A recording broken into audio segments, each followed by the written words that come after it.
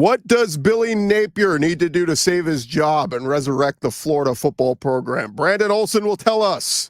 Locked On SEC starts right now. You are Locked On SEC, your daily podcast on the Southeastern Conference. Part of the Locked On Podcast Network, your team every day.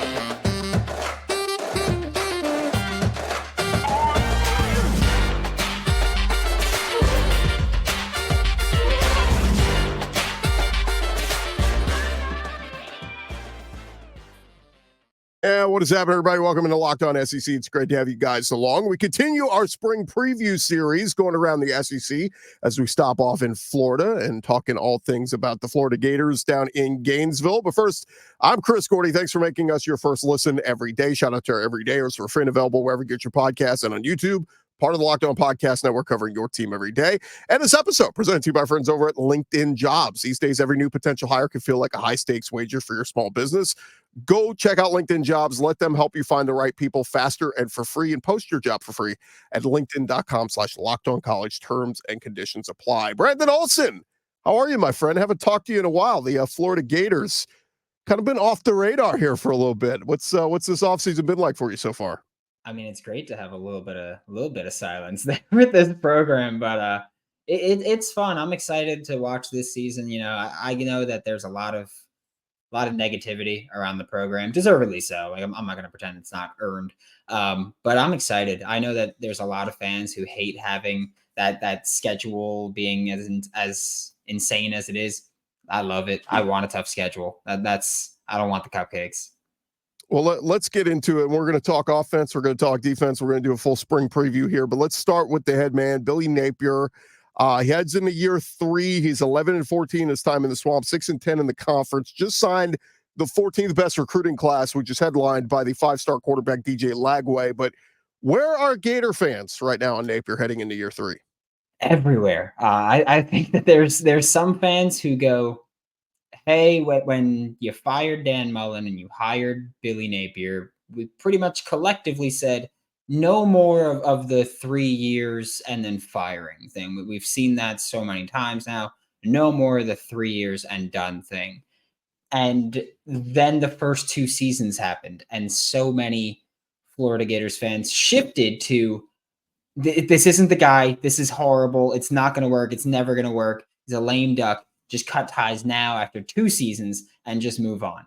And then I think there's the me crowd of, I like Billy Napier. I want Billy Napier to be successful at the University of Florida because it means that the University of Florida is winning. So I want him to be successful here.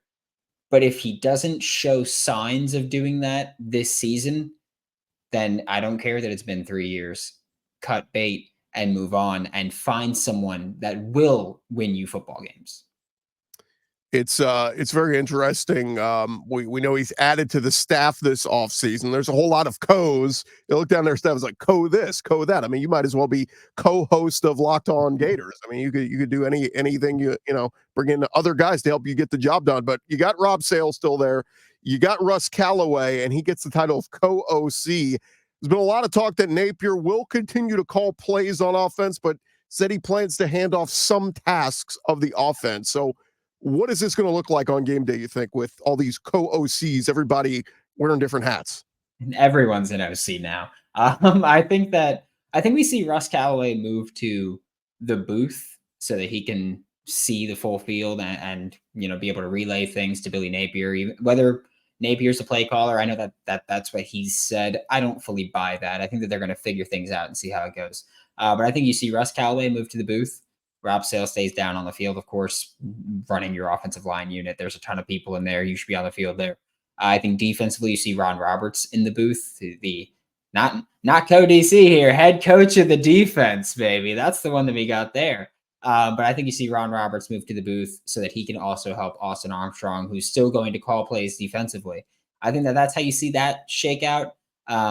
It's an interesting dynamic on this coaching staff. I liked, Russ Callaway coming up is a move that I think was good because I do think Billy Napier needed to get some off his plate. And Russ did make an impact on the offensive game plan throughout last season. About halfway through, he started helping with red zone game plan and stuff like that. And the team improved in that area. So I think that he's earned that opportunity to do that. But I think defense, you just needed someone with more experience because you have one of the youngest defensive coaching staffs in football right now. And you have Ron Roberts you hired to be your head coach of the defense, your linebackers coach, your whatever sous chef title you want to add. I don't know, but 30 years of coaching experience. He's been coaching as long as your defensive coordinator's been alive. So I think that was a fantastic add. But it's just weird. Like Jonathan DeCoster hire, I feel like I've been bashing him so much as your assistant offensive line coach. It's just an odd one to me. A guy with 1 year of on-field coaching experience is certainly weird to me at the University of Florida. Like if you were still at Louisiana, that makes sense. He's Louisiana alum. Makes sense for that hire. But hey, spoke to Jedrick Wills. Jedrick Wills said that he's a big fan of Jonathan DeCoster, loved what he did as an assistant with the Browns the past couple of years, and hopes that with more responsibility, he'll work out. So players like him, but it's just a weird hire for me at a time where you're coaching for your job. Let's stick with the offense a little bit. Big loss in losing running back Trevor Etienne, transfers over to Georgia. But Montrell Johnson, I was a little shocked. Like looking back, I didn't realize he had more carries than Etienne, more yards than him last year. He did only have the 5 rushing touchdowns, but almost 800 yards. You got Montrell, you got Webb, you got Cam Carroll, you bring in Kanan Daniels. I mean, backfield looks like it's going to be pretty good again. Yeah, I think that with Montrell, a big thing about why he took snaps from Trevor Etienne, and I hate that this has become the narrative, but I do think a lot of it comes down to Montrell Johnson is a significantly better pass blocker. And I know that's a thing that a lot of Florida Gators fans brought up after Trevor Etienne left. But this is something I was saying during Trevor Etienne's freshman season, and I was told to shut up. But Trevor Etienne's one of the worst pass blocking running backs I've seen. And I think that you're not a complete back if you can't do that. And you look at the Charlotte game, Graham Mertz took a huge shot, huge sack, because Trevor Etienne just whiffed on his block. Dynamic runner, no doubt about that. I think he's the better runner of the two. But when you look at being a complete back, I think you can justifiably say Montrell should have been there. Maybe you win some more games if you're just feeding Trevor Etienne and he's creating more. But I think that with this running back room right now, big fan of Montrell. I wasn't super impressed with Treyon Webb. Cam Carroll's been hurt for the past 2 seasons, and he's not cleared right now at the start of spring ball. So it's very interesting to see what this depth is going to look like. And if Billy Napier is going to, for the first time in his career, say, hey, we have a bell cow back that we're going to run with instead of Treyon Webb, who again, to me was just unimpressive, not bad, but unimpressive. Cam Carroll's a complete question mark. Kanan Daniels and Jaden Barr, true freshmen. You're not in a great spot and proven depth. So I'm very interested to see how they handle that backfield this season when they need a better running game than they had last year. You mentioned Mertz, and of course he's back for another year. He was better last year than maybe he gets even credit for. Completed 72% of his passes, 20 touchdowns to just 3 interceptions. Heading into his 6th year of college, he's 23. He'll be 24 by season's end. What can we expect from Graham Mertz this year? I think we expect a pretty decent jump. I think your offensive line improves. Your pass catchers, you lost Ricky, but a lot of your pass catchers last year were young, and they're back with a year of experience now under their belt. And you tend to see that QB in their 2nd year with an offense really take that jump. And although you hired or promoted Russ Callaway to co-offensive coordinator, this offensive system is not changing. The scheme is not changing, no matter who calls plays. So I think having that continuity with Graham Mertz is going to help you a lot. I think that, again, improved offensive line play is going to be a big part of it because Graham, we know, is not the most agile or the most athletic quarterbacks in the SEC, but giving him a little bit more time to make some plays and maybe push the ball down a little bit downfield more, I think that Graham's primed for a significantly better year than we saw last year, which was a good year. I think that you could see a great year now with Graham in year 2. You kind of touched on it, but receiver, Trey, don't call me Eugene Wilson, looks to be ready to have a big year. They do bring in the DK kid from Wisconsin who knows Graham Mertz very well, and a couple 4-star receivers in Hawkins and Abrams coming in. You do lose Ricky Pearsall, like you said, but looks, at least on paper, like a pretty good receiving core. Yeah, I'm very happy with the receiving room right now. It's one of those spots where there's not a ton of proven depth there, but Chimere Dike coming back with another year with Graham Mertz, they had fantastic chemistry when they were both at Wisconsin. Eugene Wilson III, I do expect to play more of an actual wide receiver role this year with Ricky gone. I don't think that Eugene's going to be stuck to the. I don't think he's going to be stuck to the gadgety stuff that we saw last year. I think you still see some of it, but you see him get to actually run more routes this year, which when he got to, he did well last year. You look at the Arkansas game, he had 2 touchdowns running actual routes. The Georgia game, running an actual route and catching and then running. And it's just, he's shown a lot of flashes to be a really good football player. And then you look at Andy Jean getting a year where they decided that he would redshirt last year so that he'd have more eligibility and be able to play a bigger role this year. You look at the guys coming back, like Aiden Mizell's bulked up a bit. Maybe we see him actually get to play more. And then, of course, Tank Hawkins is someone that I think we see Tank kind of play the Eugene Wilson III role last year of that gadgety stuff. It opens up Trey to actually run routes, and Tank can still give you that catch and run threat. Yeah, we've become so accustomed to seeing really good, productive Florida wide receivers, and outside of Ricky, it's been a little hard to come by here in recent years. So we'll see if we can get back to doing that. And you got a good quarterback to do it. All right, we're going to switch gears. We're going to flip it to the defensive side here. Can that unit be better this year? They have to be better. We'll talk about that next with Brandon Olsen as our Florida Gator preview rolls on here in just a sec. But first, I'll remind you guys, this episode presented to you by our friends over at Fire TV. Look, it is your destination for sports, from live games to highlights to in-depth analysis. Fire TV's got amazing viewing experiences with your smart TVs, as well as the Fire TV stick that you can plug into your existing TV that's going to provide you access to millions of movies and TV episodes, as well as free and live TV, whether it is opening weekend for baseball or the college basketball tournament. You're going to want to have a Fire TV. They recently created Fire TV channels to deliver a constant supply of the latest videos from your favorite sports brands, all for free. And that includes all of us at Locked On. Most of the big pro leagues and college conferences are on there as well. And Fire TV channels let you dive into all of the game analysis, highlights, and more to keep up to date on all the latest in the world of sports, from March Madness to NBA, MLB, and lots more, not to mention great news, entertainment, gaming, travel, cooking videos. All of it is up there for you. Go check them out. They're Fire TV channels on Fire TV and Alexa devices. If you haven't checked out Fire TV channels, go check them out. Learn more at amazon.com/lockedonfiretv. That's amazon.com/lockedonfiretv. And we dive back into it with our buddy Brandon Olsen, talking all things on Florida Gators. And Brandon, we switch gears over to the defensive side of the ball. Austin Armstrong, as you mentioned earlier, is the defensive coordinator, but they add Ron Roberts, the Auburn DC, coming over. I was just looking at the website. They officially list him as executive head coach and co-defensive coordinator. So how much is that addition of Ron Roberts going to help the defensive side of the ball? I know you mentioned him maybe going to the booth, doing the big picture thing, but Gators, reality is Gators finished near the bottom of the SEC last year in sacks, and they were dead last in interceptions with 3. So something's got to change there. Yeah, I think that Ron Roberts is going to be a huge help for Austin Armstrong, Austin was relatively inexperienced going into the year, only 2 seasons of defensive play calling ability and defensive play calling experience.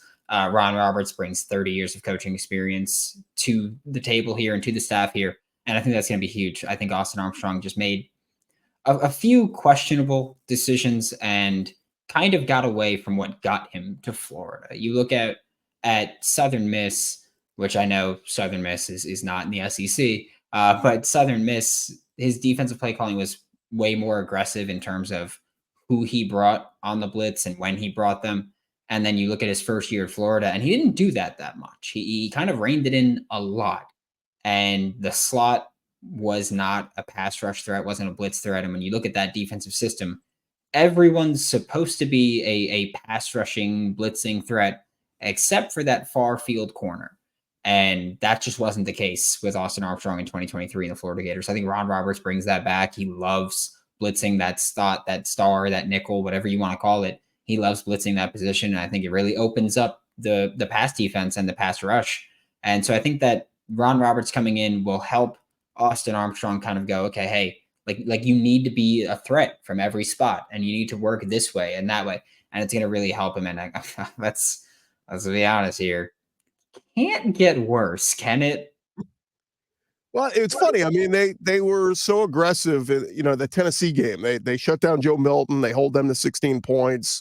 They hold Charlotte to just 7 the next week, and then it was kind of spiraled from there, where you're giving up 43 to Georgia, you're giving up 52 to LSU, and it just like it really got away. And it was almost like, dude, just blitz, and if you get burned on the blitz, who cares? Just like try to be more aggressive here. So I'm with you. I think that needs to change. You do bring back the top 2 tacklers from last year in safety Jordan Castle and linebacker Shamar James. You lose Scooby Williams to the portal. He goes to A&M.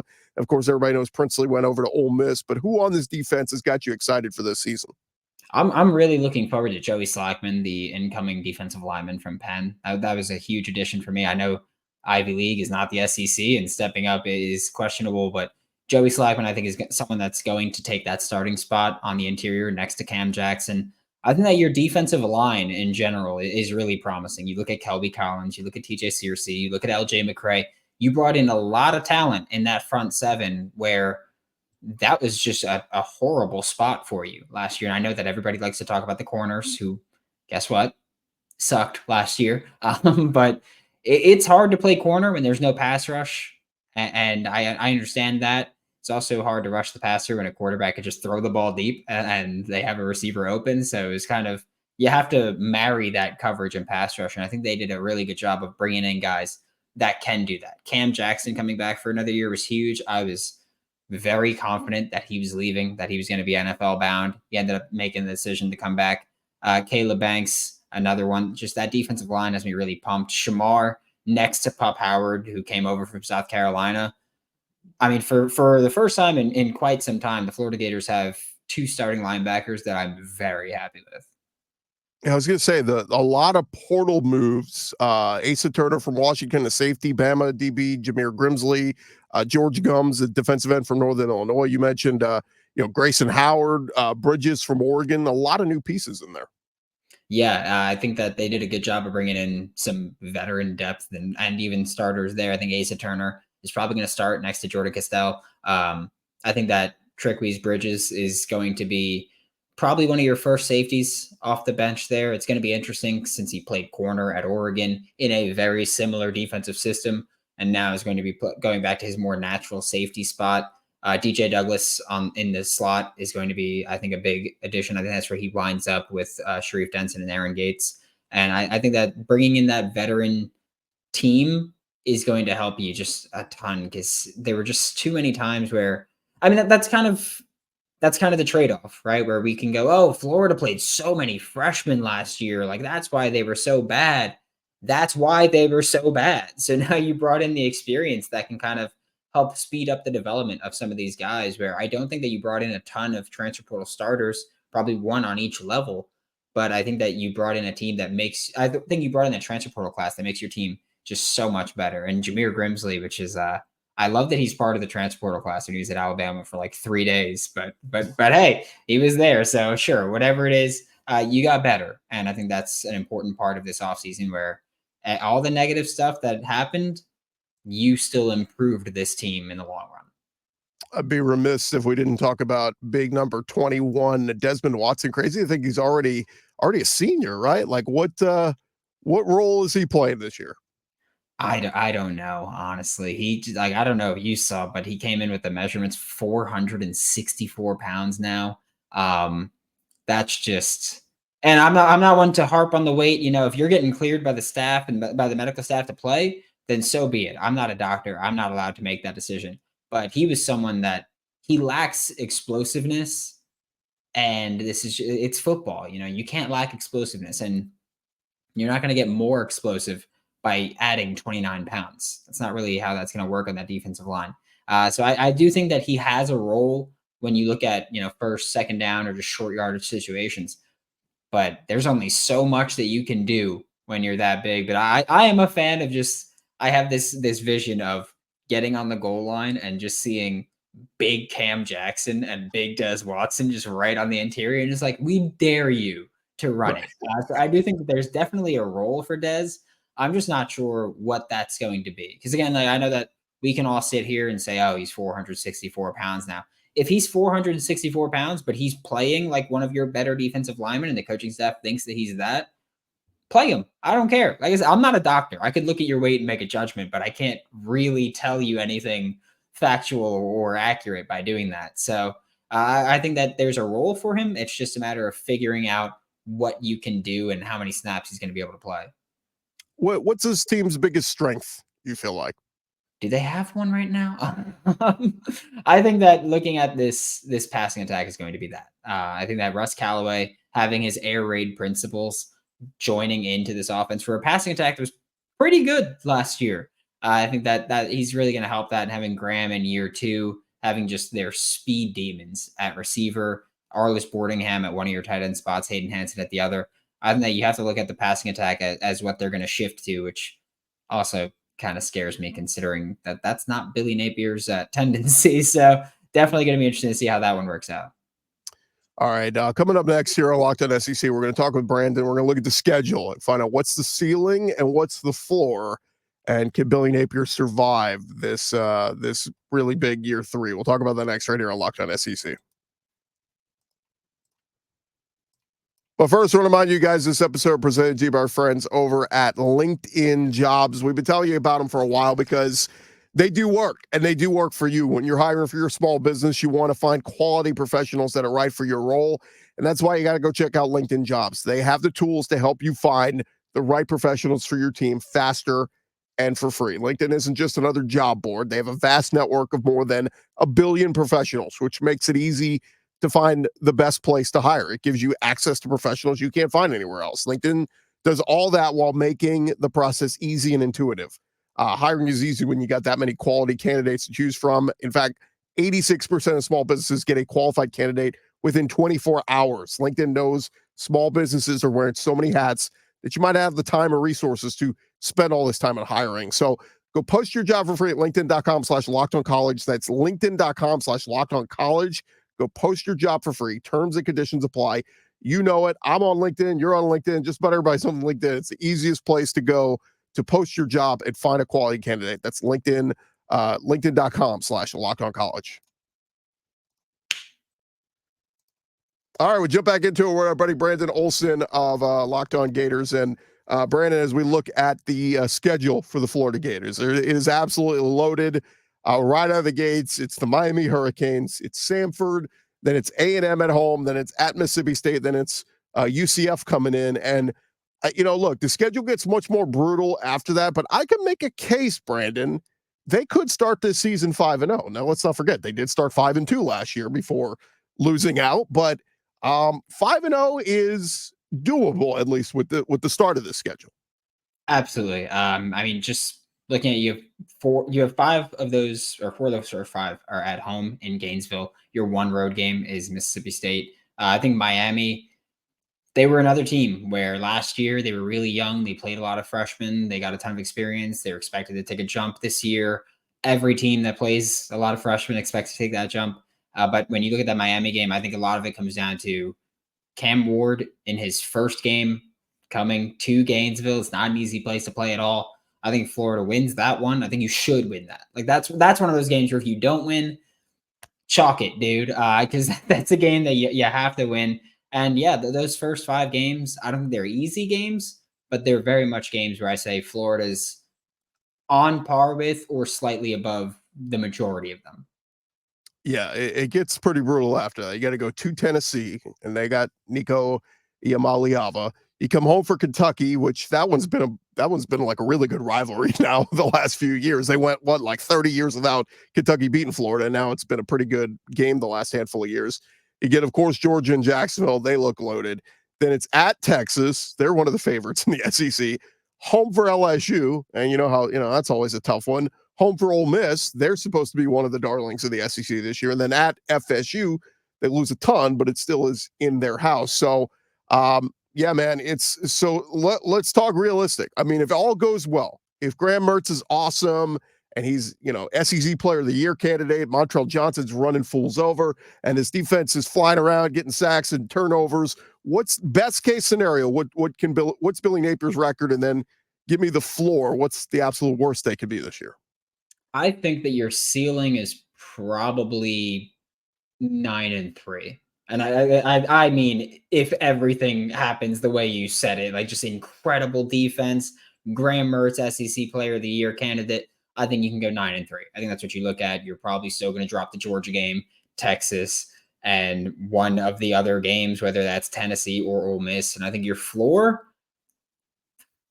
4-8, maybe. I think that's what we're looking at. You lose Miami, like Sanford and Mississippi State are the two games where I'm thinking like Florida is going to definitively win those games.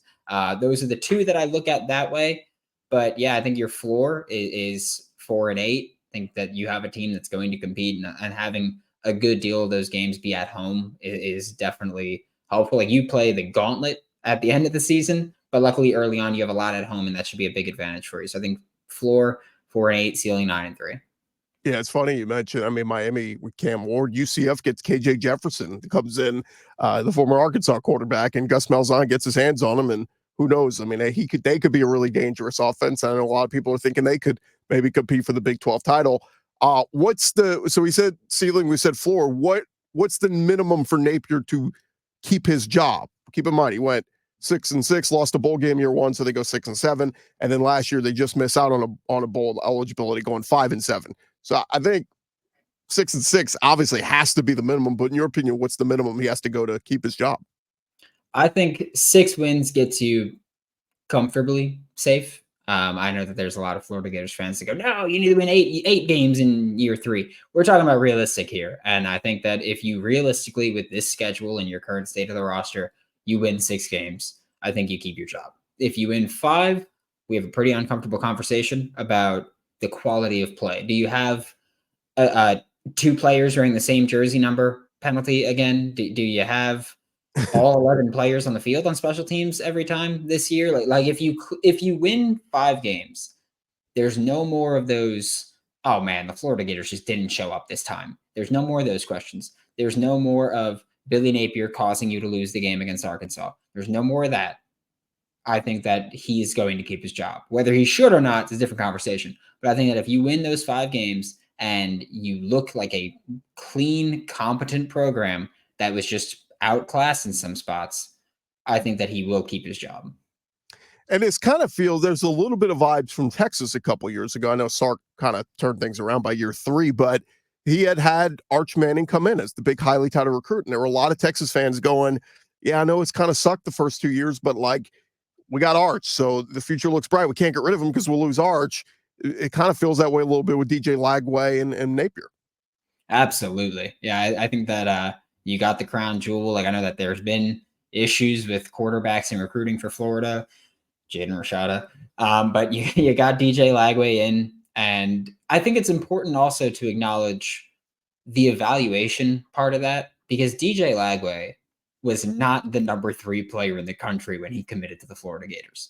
He was a 4-star when he committed to Florida, and he made just massive strides. And that was an important part where you talk about, like, I think that you have to give them credit for recognizing him that early and evaluating him and getting him to commit that early. And then through his rise and your horrible 2023 season, you managed to keep him.